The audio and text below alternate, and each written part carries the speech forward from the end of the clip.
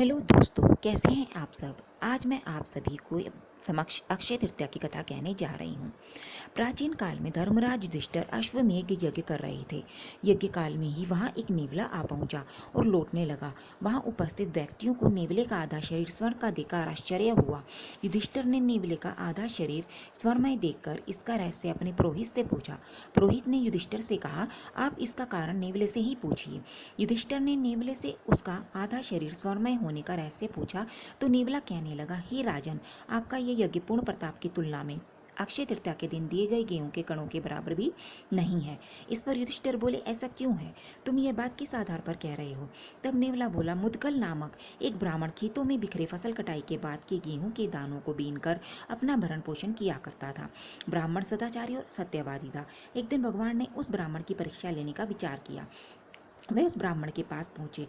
भगवान जिस दिन ब्राह्मण के पास पहुंचे उस दिन अक्षय तृतीया का व्रत था। भगवान ने पहुंचकर ब्राह्मण से अन्न जल मांगा। ब्राह्मण ने अपना और अपनी स्त्री का हिस्सा उठाकर भगवान को दे दिया। ब्राह्मण को देते समय कुछ दाने पृथ्वी पर गिर पड़े। मैं वहां पर लौट रहा था। मेरे आधे शरीर में कुछ स्पर्श हो गया। स्पर्श होते ही मेरे शरीर का आधा भाग स्वर्णमय हो गया। मैंने इसे ब्राह्मण का पुण्य और दान का प्रभाव माना। ऐसा सोचकर तब से मैं बराबर अपने पूरे शरीर को स्वर्णमय बनाने का लिए यज्ञों में घूम रहा हूँ, किंतु अभी तक मेरी मनोकामना पूरी नहीं हुई है। मैं अनुभव कर रहा हूँ कि अक्षय तृतीया में दान दिए गए अन्न के दानों के बराबर फलदायक कोई भी यज्ञ नहीं है। किसी यज्ञ में दान के स्पर्श से मेरी काया स्वर्णमयी नहीं हो सकी। नेवले द्वारा दिए गए विवरण को सुनकर युधिष्ठिर बहुत लज्जित हुए।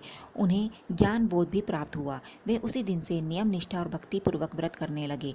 युधिष्ठिर को अक्षय तृतीया व्रत का महात्म्य बताते नेवले का आधा शरीर भी स्वर्णमय हो गया। हे अक्षय तृतीया माता, आपने जैसे नेवले को स्वर्णमय काया दी, वैसे ही अपने सब भक्तों एवं श्रद्धालुओं का कल्याण करना। जय लक्ष्मी नारायण भगवान।